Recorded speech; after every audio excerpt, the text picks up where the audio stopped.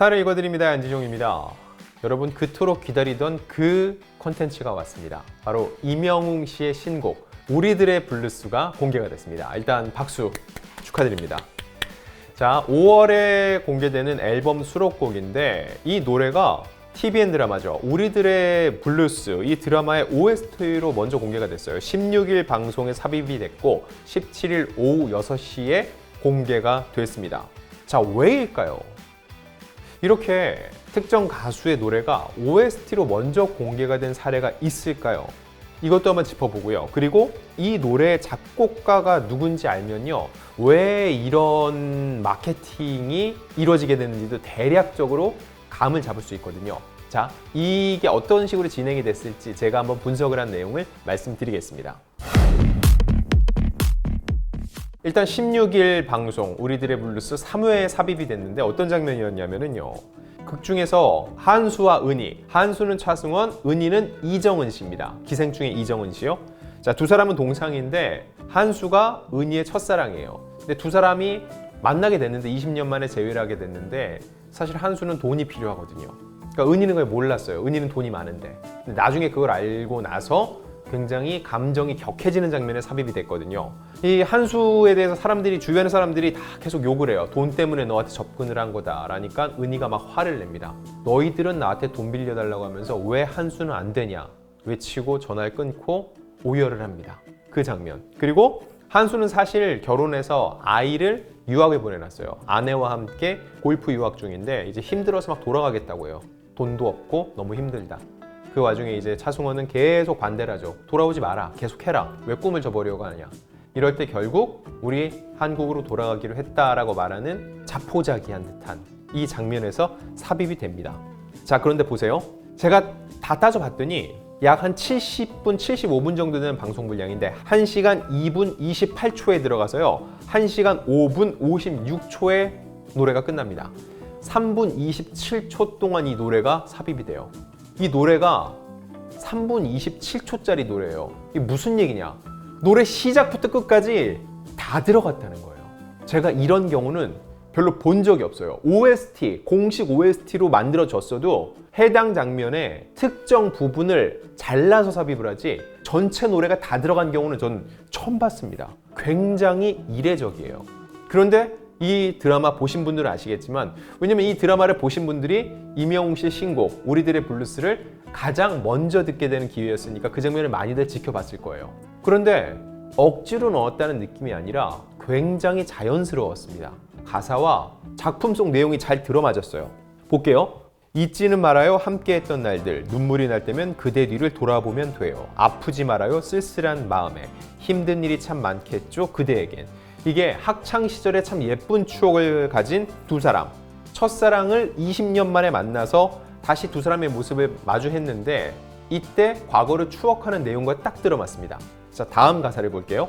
내가 곁에 있을게요 그댈 위해 노래할게요, 잊지 말아요 그댈 위해 약속할게요.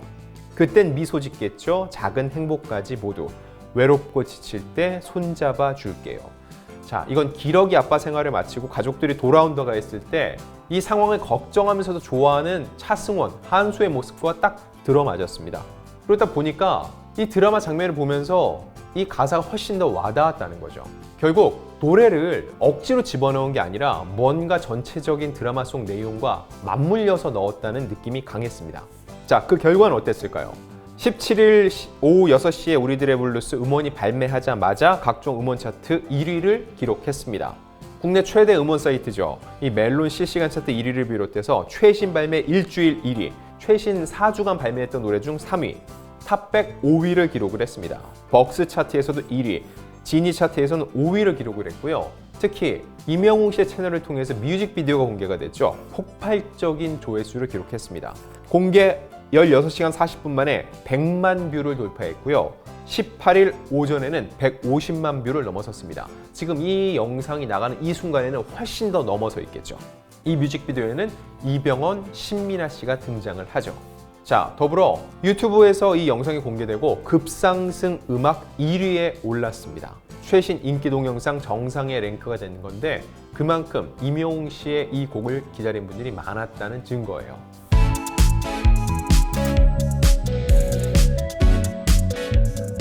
자, 이 노래 그럼 누가 만들었나 한번 살펴볼게요. 이승주 작곡가입니다. 임영웅 씨 팬들에게도 그렇게 낯익은 이름은 아니에요. 이승주. 이분이 누구냐면요, 2016년 겨울을 뜨겁게 달궜죠. 드라마 도깨비의 OST, 크러쉬가 부른 뷰티풀, 그리고 찬열과 펀치가 함께 부른 Stay With Me를 작곡한 유명 작곡가입니다. 자, 그리고 이번에 우리들의 블루스 공동 작곡을 한 최인환 씨 역시 굉장히 유명한 가수죠. 펀치의 헤어지는 중 등을 만들었어요. 자, 근데 이승주 작곡가 이름이 먼저 나오는 메인 작곡가인데 소속이 어디냐? OST 회사 소속입니다. 현재도 포털 사이트에 검색을 하면은 냠냠 엔터테인먼트 소속으로 나와요. 이 냠냠이 어디냐면은요, 그동안 유명 OST를 제작을 해왔고요. 이번 이 우리들의 블루스의 제작도 맡고 있습니다. 여기서 객관적으로 생각을 해볼게요. 이 드라마의 OST를 제작하는 회사의 소속 작곡가 이승주의 노래가 임영웅 씨의 새 앨범에 들어가고, 하필이면은 새 앨범에 들어가는 노래의 곡 제목이 우리들의 블루스인데 그 시기에 하필 방송되는 드라마가 우리들의 블루스여서 이름이 똑같아서 삽입하게 됐다? 우연치고 너무 지나치다는 생각이 들지 않으신가요? 제가 볼 땐 그런데, 만약 이승주라는 작곡가가 기존에도 임영웅 씨에게 많은 곡을 주어왔다면은 이 노래를 받아서 부르려고 하는데 하필 소속 회사에서 만드는 드라마 OST에 포함이 되게 됐다. 이렇게 되면 자연스러운데 이거는 뭔가 좀 퍼즐을 맞춘 듯한 느낌이 납니다. 이건 결국 기획 섭외일 가능성이 높다는 얘기예요. 이 기획 섭외라는 게 뭔지 말씀을 드릴게요. 어떠한 컨텐츠를 만들 때 거기에 딱 이미지가 맞는 컨텐츠를 맞물려서 시너지 효과를 내는 걸 얘기를 합니다. 우리들의 블루스, 언어의 연금술사라 불리는 노희경 작가의 작품입니다. 스타들이 줄을 서요. 작품이 너무 좋아서 이 작품에 출연하는 것만으로도 힐링이 되거든요. 차승원, 이정은 외에도요, 이병헌, 신민아, 한지민, 김혜자, 고두심, 와, 정말 이 배우들을 어떻게 한자리에 모았지 싶을 정도의 배우들이 총출동을 했습니다. 여기에 드라마 복귀작으로 이 작품을 선택한 김우빈 씨까지 출연을 합니다. 개인적으로는요, 저도 노희경 작가의 작품을 굉장히 좋아하는데요. 세상에서 가장 아름다운 이별, 괜찮아 사랑이야, 그 겨울 바람이 분다, 꽃보다 아름다워 등등인데, 제가 이 장면 얘기하면 여러분도 그 장면 기억을 하실 거예요. 꽃보다 아름다워에서는요, 고두심 씨가 배종옥 씨 어머니로 나오는데 치매에 걸리죠. 어느 날 방 안에서 뭔가를 막 하고 있으니까 배종옥 씨가 이렇게 딱 돌려봤는데 옷 위에 가슴팍에다가 소위 말하는 빨간 약을 계속 바르고 있어요. 그러니까 배종옥 씨가 깜짝 놀라서 엄마 이게 뭐 하는 일이야 하니까 가슴이 너무 아파서 빨간 약을 바르면은 괜찮을 거라고 생각하고 바르고 있다는 얘기예요. 이 장면 보면서 진짜 많은 분들이 눈물을 흘렸습니다. 이런 식의 사람의 폐부를 찌르는 대사로 노희경 작가가 언어의 연금술사라 불리거든요.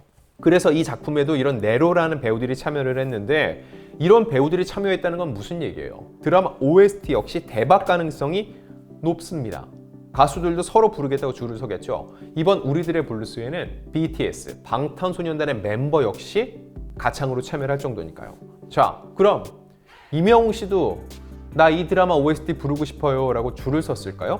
아닙니다. 그렇지 않았을 거예요. 속된 말로 뭐가 아쉬워서요. 임영웅 씨 요즘 발표만 하면은 무조건 상단에 위치를 하는데요. 결국은 OST 제작사에서 양쪽에 똑같이 제안이 들어갔을 겁니다. 이런 드라마가 있습니다. 드라마 제작사에도 임영웅의 엄청난 음원 파워, 이미 신사와 아가씨의 OST 사랑하늘 도망가, 이 OST가 드라마 인기를 견인했다는 말이 있을 정도고, 드라마는 끝났지만 이 노래 아직도 멜론 차트 탑 10 안에 계속 들어 있습니다.